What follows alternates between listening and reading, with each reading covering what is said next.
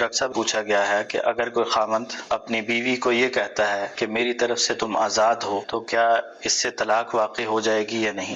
الحمدللہ والصلاۃ والسلام علی رسول اللہ، اما بعد۔ طلاق دینے کے معاملے میں جو الفاظ استعمال کیے جاتے ہیں وہ دو طرح کے ہوتے ہیں۔ ایک وہ جو صریح طور پہ واضح طور پہ طلاق کی ادائیگی پہ دلالت کرتے ہیں۔ مثال کے طور پہ کوئی کہتا ہے اپنی وائف سے کہ میں نے تم کو طلاق دی، میں تم کو طلاق دے رہا ہوں، تو یہ الفاظ طلاق دینے کے معاملے میں بالکل واضح ہیں، بالکل صریح ہیں، کسی اور معنی کسی اور مفہوم کا احتمال نہیں رکھتے۔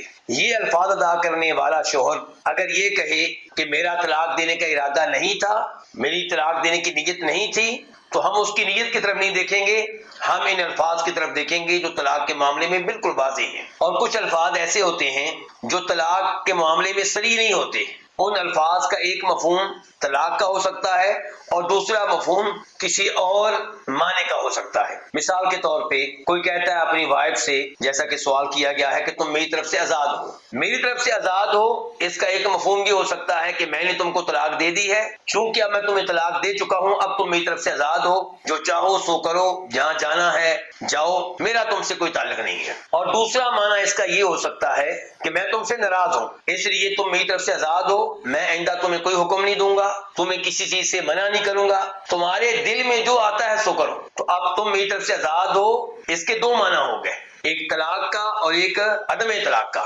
تو یہاں پہ یہ الفاظ ادا کرنے والے کی نیت کی طرف دیکھا جائے گا۔ اگر وہ کہتا ہے کہ میری نیت یہ تھی کہ میں تمہیں طلاق دے رہا ہوں، تو پھر طلاق ہو چکی ہے۔ اور اگر وہ کہتا ہے کہ میری نیت طلاق دینے کی نہیں تھی بلکہ میں تو ناراضگی کا اظہار کرنا چاہ رہا تھا، تو پھر یہ فتویٰ دیا جائے گا کہ طلاق واقع نہیں ہوئی۔ کیا دلیل ہے اس بات کی؟ ہمارے پاس اس معاملے میں دو حدیثیں ہیں۔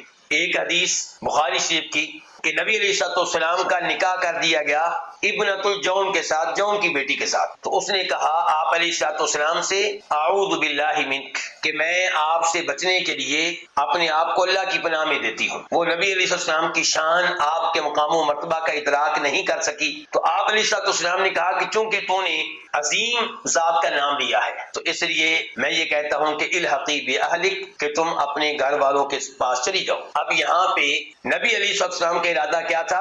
طلاق دینے کا ارادہ تھا۔ ان الفاظ سے طلاق واقع ہو گئی، حالانکہ یہ الفاظ طلاق دینے کے معاملے میں صریح نہیں ہے، واضح نہیں ہے، اور یہ چیز واضح ہوگی دوسری حدیث سے۔ دوسری حدیث بھی بخاری شریف میں آئی ہے، کعب بن مالک کا واقعہ ہے، ہم سب جانتے ہیں کہ تبوک کی لڑائی میں وہ شریک نہیں ہو سکے، اور جب نبی علیہ السلام تبوک کی لڑائی سے واپس آئے تو آپ کے پاس گئے، آپ نے کہا کہ آپ تم کیوں نہیں شریک ہوئے اس لڑائی میں؟ تو کہنے لگے سچ بات یہ ہے کہ میرے پاس کوئی عذر نہیں ہے، کوئی بہانہ نہیں ہے۔ تو آپ علیہ السلام نے کہا کہ آپ تم چلے جاؤ، اللہ رب العزت تمہارے معاملے میں کوئی فیصلہ کرے گا۔ کعب بن مالک کا مسلمانوں نے بائیکاٹ کیا، نبی علیہ السلام نے بائیکاٹ کیا، اور یہ بائیکاٹ 50 دن تک جاری و ساری رہا۔ کعب بن مالک کہتے ہیں کہ جب بائیکاٹ کو 40 دن گزر گئے تو میرے پاس نبی علیہ السلام کی طرف سے قاصد آیا اور اس نے کہا کہ اللہ کے رسول علیہ السلام آپ کو حکم دے رہے ہیں کہ آپ اپنی بیگم سے الگ ہو جائیں۔ کعب کہتے ہیں میں نے قاصد سے پوچھا الگ ہونے کا مطلب کیا ہے؟ کیا طلاق دے دوں یا اس کے قریب نہ جاؤں؟ کیا مطلب ہے اس کا؟ تو قاصد نے کہا طلاق نہیں دینی بلکہ آپ اس کے قریب نہ جائیں۔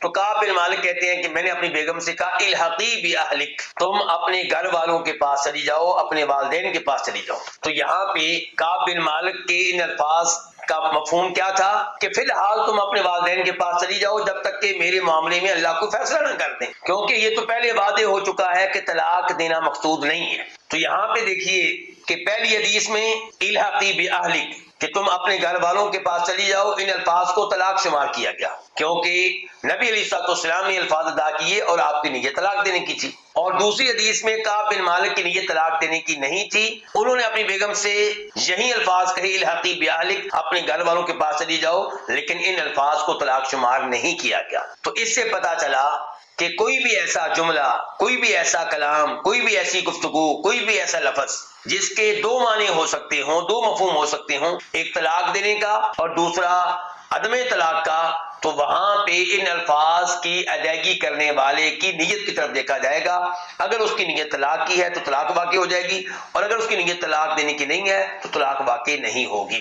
مثال کے طور پہ کوئی اپنی بیگم سے کہتا ہے کہ میں تمہیں جدا کر رہا ہوں، تو یہ الفاظ بھی طلاق کے معاملے میں صریح نہیں ہے، واضح نہیں ہے۔ کوئی کہتا ہے میں تمہیں فارغ کر رہا ہوں، تو یہ الفاظ بھی طلاق کے معاملے میں صریح اور واضح نہیں ہے۔ تو ایسے الفاظ میں ان الفاظ کی ادائیگی کرنے والے کی نیت کی طرف دیکھا جائے گا۔ ممکن ہے آپ کے ذہن میں یہ بات آئے کہ ایسے الفاظ کی ادائیگی کرنے والا جھوٹ کے طور پہ کہہ دے کہ میری نیت طلاق کی نہیں تھی، اور ممکن ہے کہ اس کی نیت طلاق کی ہو، تو گزارش یہ ہے کہ اسے سمجھایا جائے گا، اسے نصیحت کی جائے گی کہ سوچ سمجھ کر جواب دو، اگر تو نے جھوٹ بولا تو یہ بیگم تمہارے لیے حلال نہیں ہوگی، تو اسے اس کی ذمہ داری سے آگاہ کیا جائے گا۔ اگر اس نے جھوٹ کا سہارا لیا ہے تو اس کا ذمہ دار وہ خود ہے، مفتی صاحب اس کے ذمہ دار نہیں ہوں گے۔ واللہ تعالی اعلم۔